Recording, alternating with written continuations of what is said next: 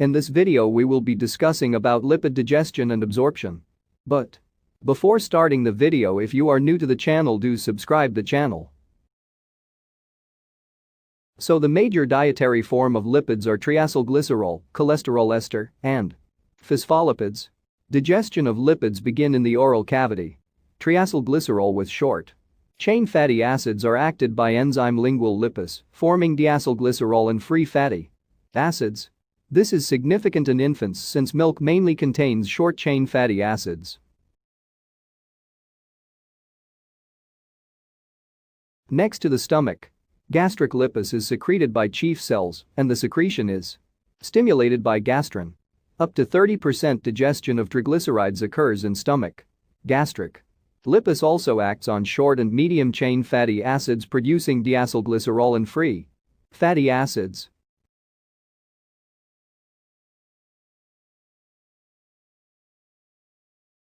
So for digestion of lipids, emulsification is a prerequisite.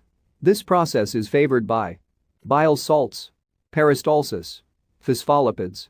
The hydrophobic portions of bile salts intercalate into the large aggregated lipid, with the hydrophilic domains remaining at the surface. This leads to breakdown of large aggregates into smaller and smaller droplets. Thus the surface area for action of lipase is increased. In the intestine, the major lipolytic enzymes secreted are pancreatic lipase with cholipase, intestinal lipase, cholesterol esterase and phospholipase A2. Coming to pancreatic lipase. Pancreatic lipase cannot act in an acidic pH. The bile entering the duodenum serves to neutralize the acid chyme from the stomach and provides a pH favorable for the action of pancreatic enzyme. Pancreatic lipase acts on triglycerides long-chain fatty acids, producing 2-monoacylglycerol. This is further converted to 1-monoacylglycerol by isomerase. The binding of co-lipase to the triacylglycerol molecules at the oil-water interface is obligatory for the action of lipase. The co-lipase is secreted by the pancreas as an inactive zymogen. Next, intestinal lipase.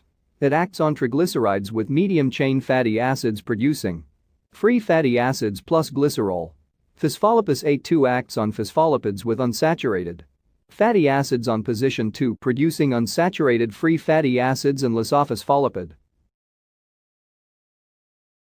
Thus the major end products of lipid digestion are 2-monoacylglycerol, 1-monoacylglycerol, free fatty acids, glycerol and cholesterol.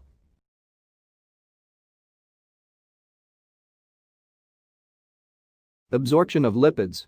Free glycerol, short-chain and medium-chain fatty acids are directly absorbed into the bloodstream in the intestine. 2-monoacylglycerol, long-chain fatty acids, cholesterol, phospholipids and lisophospholipids are incorporated into molecular aggregates to form mixed micelle.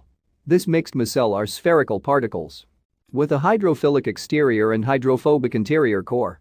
Bile salts also help in this. Micellar formation is also necessary for absorption of fat-soluble vitamins like A, D, E, K.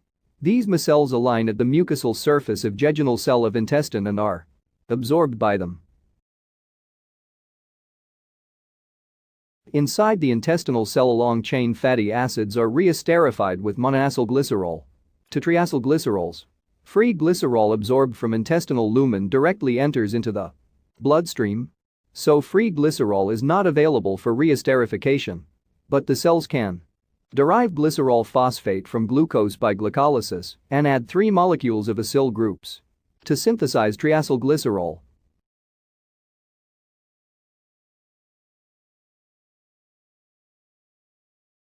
The triacylglycerol, cholesterol ester and phospholipid molecules along with apoproteins B48 and ApoA are incorporated into chylomicrons. The chyle from the intestinal mucosal cells loaded with chylomicrons are transported through the lacteals into the thoracic duct and then emptied into systemic circulation. The serum may appear milky after a high-fat meal due to the presence of chylomicrons in circulation. Short-chain fatty acids and medium-chain fatty acids do not need reesterification. They can directly enter into blood vessels, then to portal vein, finally to liver. The bile salts are left behind, which are mostly reabsorbed from the ileum and returned to the liver to be re-excreted. Abnormalities in absorption of lipids. Digestion. In steatorrhea, daily excretion of fat in feces is more than 6 grams per day. It is due to chronic diseases of pancreas. In such cases, unsplit fat is seen in feces. Defective absorption.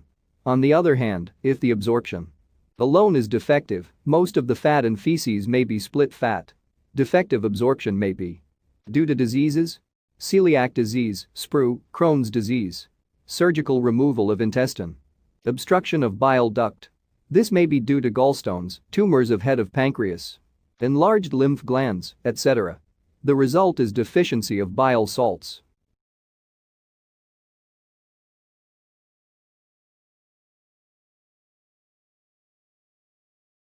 Thank you.